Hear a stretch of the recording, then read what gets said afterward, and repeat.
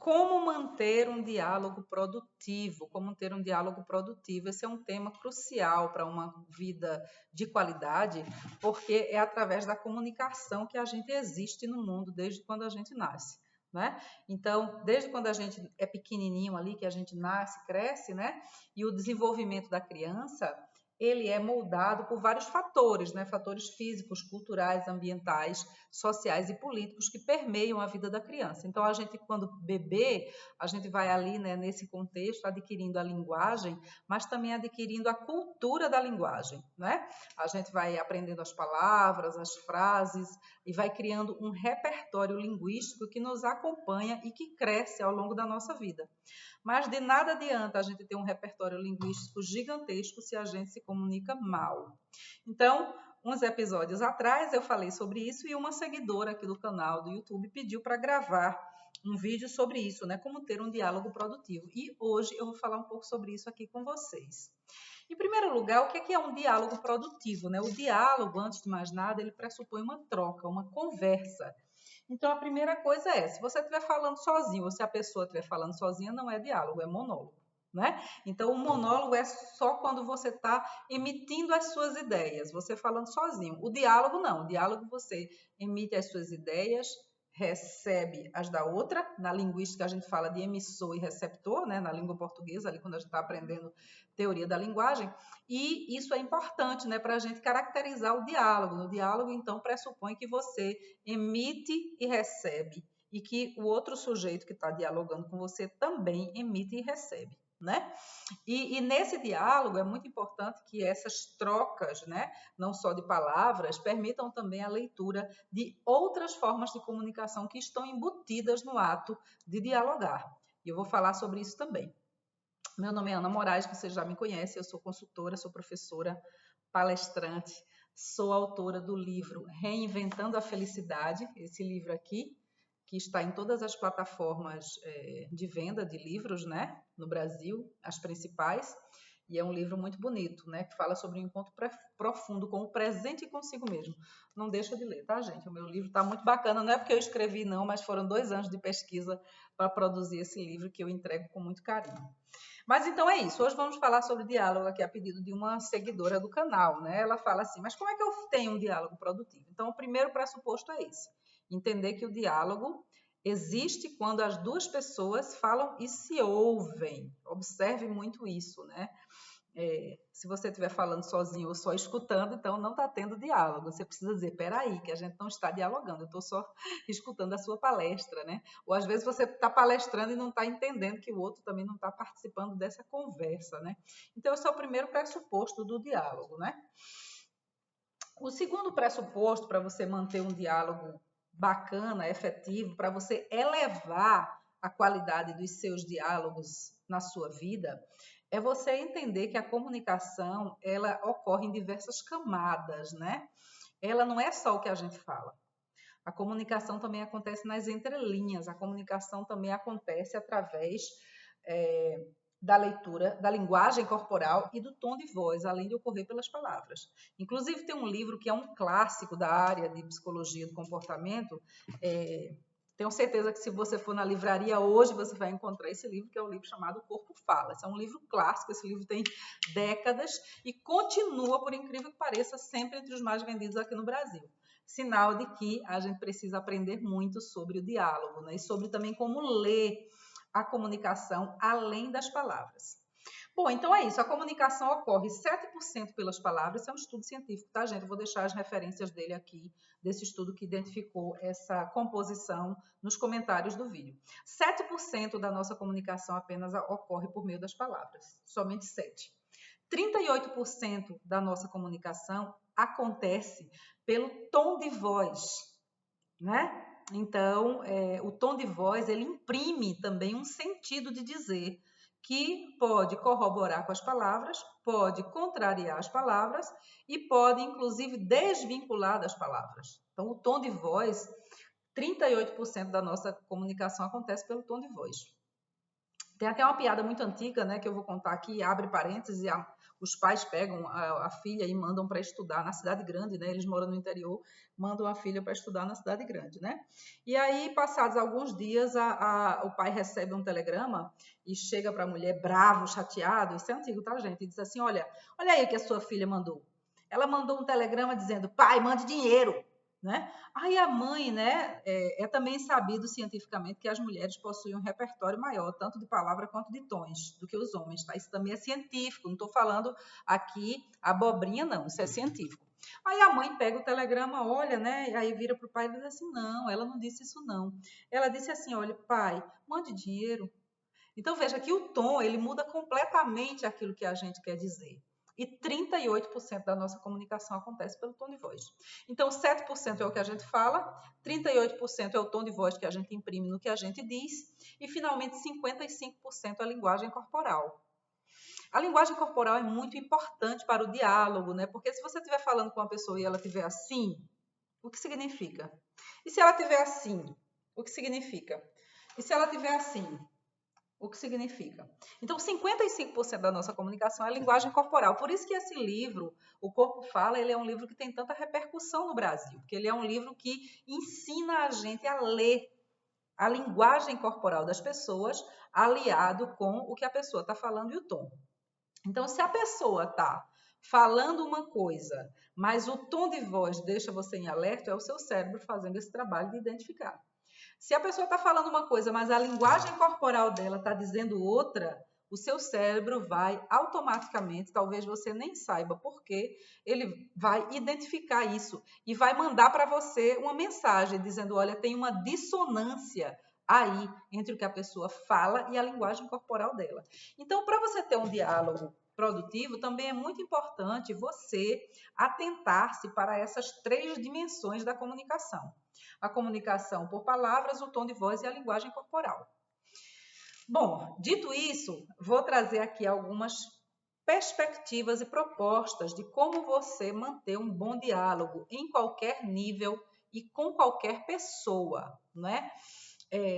Aqui são dicas, gente, mas são dicas assim, desenvolvidas ao longo de anos de técnicas, né?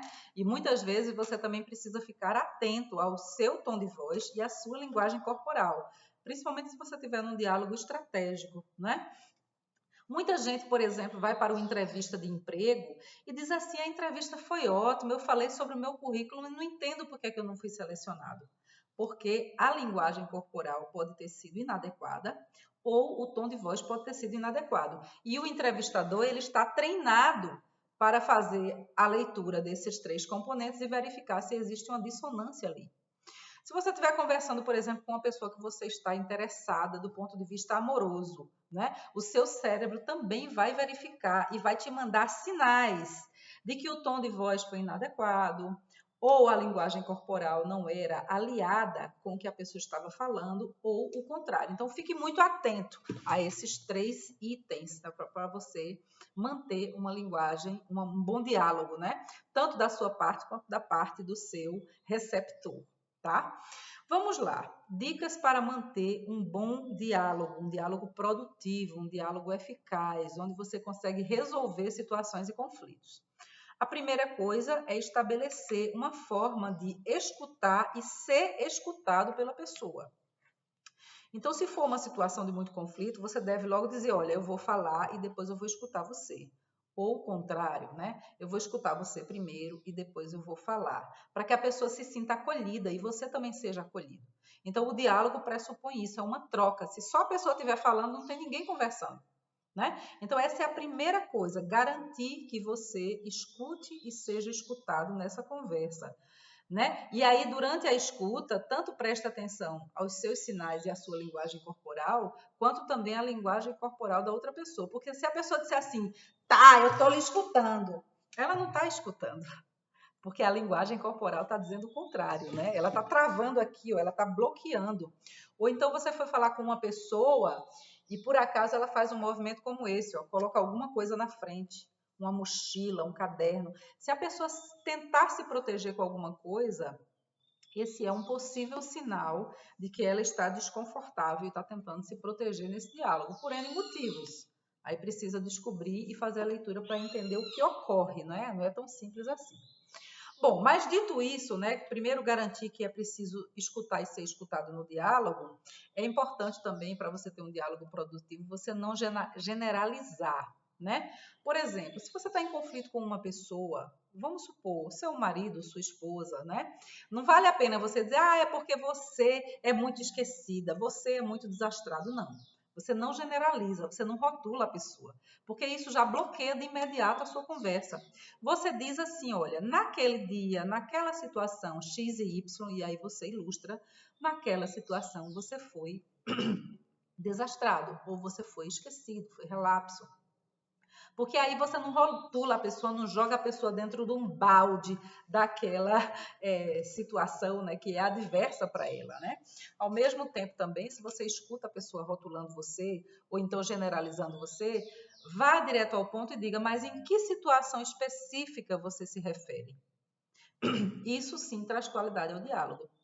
Porque aí você não está dando uma mensagem assim, é tudo ruim em você. Tá entendendo? Então é muito importante você não generalizar e você ilustrar as situações com muita fidedignidade, né? Se possível, circunscreva o seu diálogo a situações específicas, onde você pode ilustrar o que causou desconforto, o que causou conflito. Né? Porque quando não tem conflito, a conversa sempre é ótima, o diálogo sempre acontece, mas o diálogo trava na situação de conflito. Então, na situação de conflito, procure ser específico com a situação que você quer abordar. Né? Diga o dia, diga a hora, diga o que aconteceu na sua leitura, qual foi a sua percepção e diga por que isso lhe causou desconforto. A mesma coisa do outro lado. Se a pessoa chega para você e diz assim, você é muito irresponsável, você diz, não, peraí, vamos lá. Em que situação você se refere que eu fui irresponsável? Eu quero te explicar o que aconteceu ali. E aí a pessoa precisa dizer que situação, que dia, por que ela achou que você foi responsável. E isso gera um diálogo produtivo. Por quê? Porque vocês têm a opção de trocar as impressões e as percepções e chegar a um consenso sobre se foi realmente aquela situação ou não, e assim eliminar o conflito. Isso é muito importante. Outra coisa é você, sempre que puder, não colocar um pano quente em cima das situações. Tente falar sobre os seus sentimentos e sobre o seu desconforto em relação a possíveis conflitos o mais perto possível da situação. Por exemplo, se a situação que é desagradável para você acontecer hoje, você não se sente em situação emocional favorável para abordar e ter o diálogo, se afasta um pouco, relaxa, mas não deixe para falar sobre isso daqui a 15 meses. Porque a pessoa também vai ter esquecido, né? Você daqui a um dia ou dois, quando você estiver calmo, tranquilo, ou do outro lado também, aí você propõe o diálogo. Olha, vamos conversar sobre aquela situação de terça-feira da semana passada, não é? E aí a pessoa já se localiza. Ela não vai querer achar que você está querendo conversar sobre a personalidade dela, a vida inteira dela. É sobre terça-feira da semana passada. Então não deixe passar muito tempo para poder ter um diálogo. Se possível, chame esse diálogo o mais próximo possível da situação para que você tenha memória e clareza e que a outra pessoa também tenha memória e clareza para uma boa conversa. Isso é muito importante.